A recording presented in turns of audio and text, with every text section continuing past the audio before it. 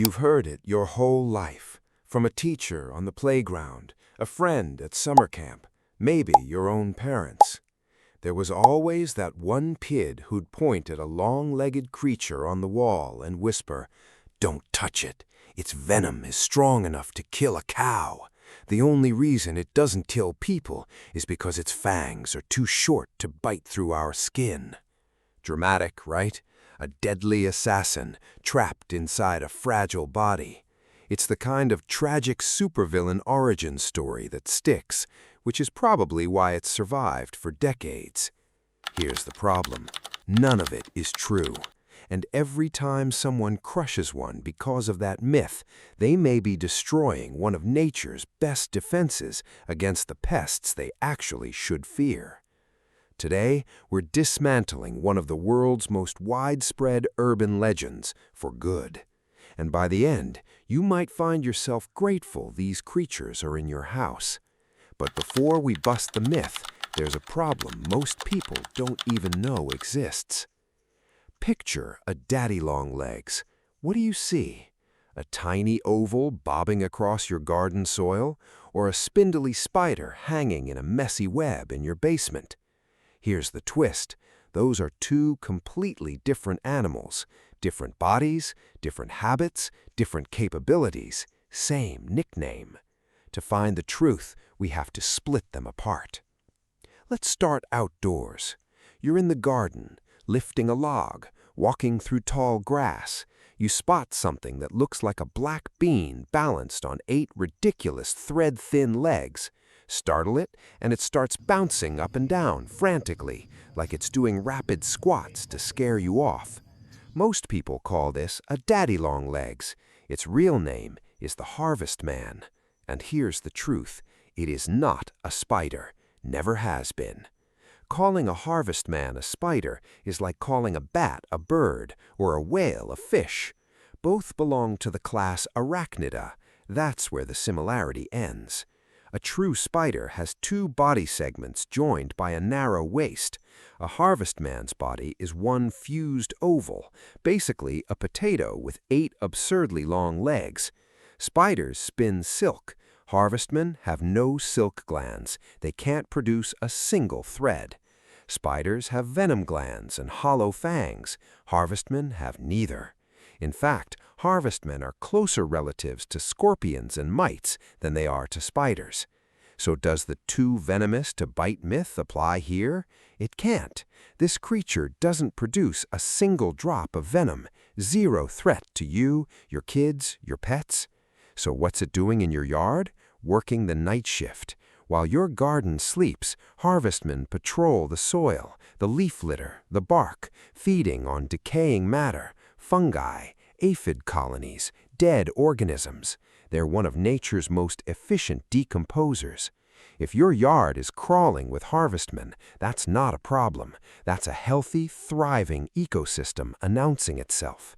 And since they carry no venom, they've evolved sharper survival tricks instead. Special scent glands called ozopores release a foul-smelling liquid that convinces birds and frogs to spit them right back out. And if a predator grabs a leg, the Harvestman simply lets it go, a process called autotomy. The severed leg keeps twitching on the ground for up to an hour, a decoy buying time for the real escape. Harmless, hard-working, recyclers. Spray them with pesticide, and you're not protecting your garden, you're damaging its soil. Now let's move indoors. Walk into a basement, a garage, a crawl space, a bathroom corner. Hanging upside down in a loose, messy web, that's our second daddy longlegs, the cellar spider. And this one is a real spider. It spins silk, it has venom glands, it has fangs. So does the myth finally apply? Is it incredibly venomous but unable to bite us? Not even close. To settle it for good, a famous science TV show ran the test live on camera. They let a cellar spider bite human skin. The results were straightforward. First, the fangs absolutely can penetrate human skin. Myth half busted right there. Second, what happened after? Almost nothing. a mild stinging sensation, like a tiny pinprick, gone within minutes. No swelling, no serious symptoms, no deadly effects. Scientists who studied the venom found it built for one job, immobilizing small insects.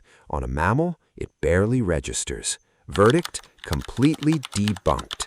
Not the most venomous spider in the world, not armed with fangs too small to bite. For us, it's essentially harmless.